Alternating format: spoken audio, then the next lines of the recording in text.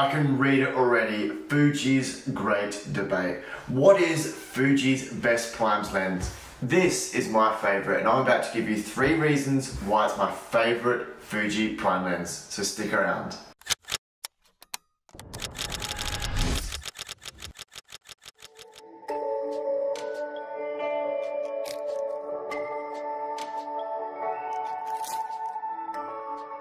Let the great Fuji debate start. But before we get there about what is Fuji's best prime lens, on this channel I do plenty of tech and gear review. Everything is camera related, but mainly we love to get out in the field, travel this beautiful world and take some incredible landscape images that I love to share with you. So if that sort of stuff interests you, head down below, click that subscription button for future content. I would love to see your faces around. This is my favorite Fuji prime lens, the 16mm 1.4, and I'm going to explain to you today the 3 main reasons why I bought this lens and how it suits my travel, photography and videography needs. It may not suit your needs, but hopefully I can just sway you over a little bit, especially those 35mm 1.4 users. But for me, this suits my needs just perfectly. I've been lucky enough to use a 16mm, 23mm and 35mm 1.4 lenses. They are incredible, incredible lenses, every single one of them, that suits a different niche market. Why does this one suit my needs? That is what I'm going to take you through all today. I was lucky enough to get this lens actually second hand, very, very cheaper than what it is brand new. I highly recommend buying gear second hand, saves you so much money, and if someone's stupid enough to get rid of this lens, thank you very much. 6 weeks ago, 8 weeks ago, before heading to Egypt, I picked up this lens. Everyone was messaging me saying you have to get this lens for your needs. I was screaming out for a low light filming and photography lens. This one suits my needs. I've done a review about this lens compared to the Samyang F2 and how this particular lens covers 90% of what I want to do. So I want to take you through some pros of this lens. The first one is build quality. Just under 400 grams, everything is metal, but also weather resistant. Very, very important because I'm in all sorts of element conditions, not just rain, in Egypt, sand, you know what that's like, it gets everywhere. I'm still cleaning stuff out of my tripod now, trying to get rid of all the Sahara sand.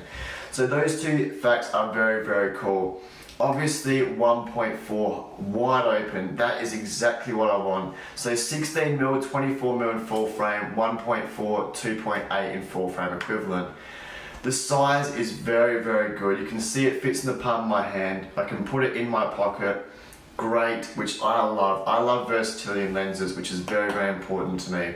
Secondly, I want to get onto the fast focusing, especially in low light. I was very, very impressed with how good it focuses in low light. It does a little bit of hunting now and then, but you're in low light. You compare it to the 18mm to 55mm 2.8 F4.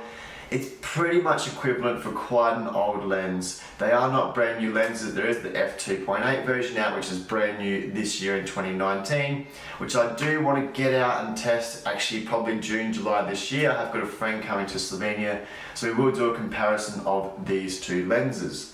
The only downfall I want to get into, which is a little bit hypocritical, is the autofocus speed. I said it was very good in low light and for video purpose, which is probably 75% of what I use this lens for. I just want to compare it if you're doing street type photography or portrait photography. It is slow compared to the 23mm 1.4 and the 35mm 1.4, which I must say is supreme.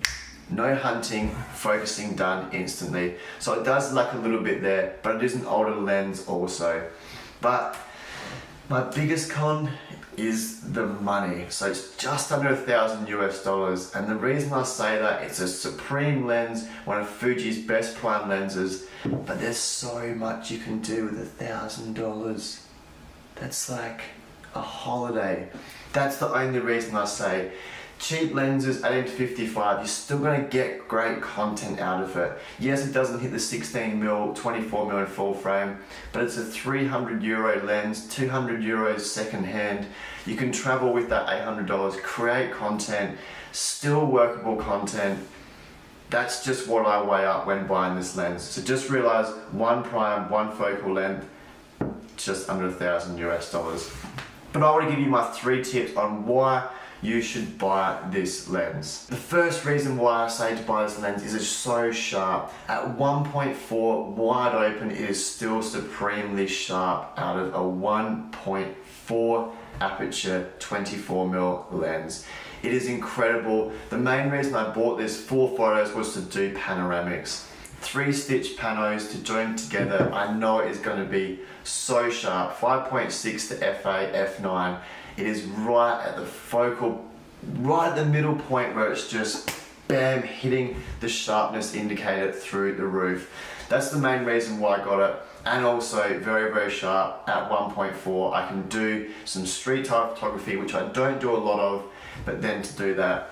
The second and third one goes sort of hand in hand. It's the versatility of the lens. Whether it's a lens, a camera, a tripod, no, not that. That's a one job thing. I talk and love versatility. In my type of photography and videography, versatility is everything to me. 1, 2, 3 jobs is a must out of my gear. The focal range 24mm is so good, whether it's landscape, whether it's street photography, portrait photography to an extent, not as good as a 35mm. Filming with the versatility of 24mm, and also the focal range of a 24mm as far as focusing. 10 centimeters focusing, and then obviously to infinity. It's great versatility out of the 24mm or 16mm APS-C focal range. You can literally stick it on the front of the camera, glue it on there, whatever you have to do, get a welder and weld the crap out of it on there. It's going to do the jobs that you want. That's why I went with the 16mm, not the 35mm, because the 35mm to me is more aimed at street and portrait style of photographers, which they do a fantastic job, but it wouldn't suit my needs.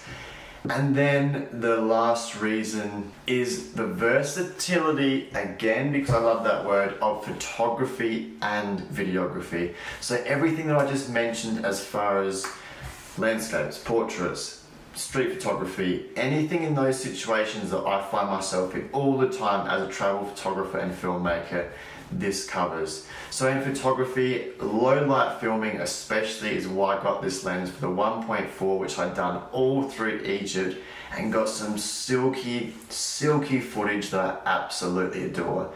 Just chucking it onto the 1.4 and filming in low light, doing handheld images with an XH1, it is an absolute godsend. Like, seriously godsend.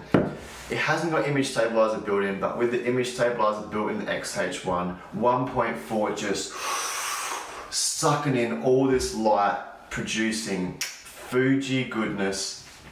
That is the reason why. So the versatility of the focal range, and then the versatility of photography and videography. But once again, guys, I must say it's what suits my needs. I'm a travel filmmaker, travel photographer. I love to do so many things, but as far as street and portrait photography, that is so little on my list.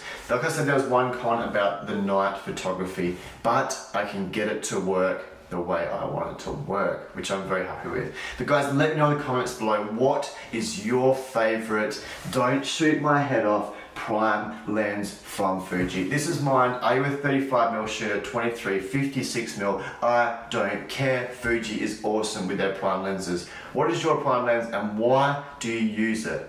That is the most important question to ask. If you were to buy this, why would you use it? For me, there is 3 reasons. The versatility of focal range, the versatility of photography and videography, and it is so bloody pin sharp, which I love. So guys, that is me done for today. Another great tech review on the Fujifilm 16mm 1.4. I'll see you in the next one. Ciao.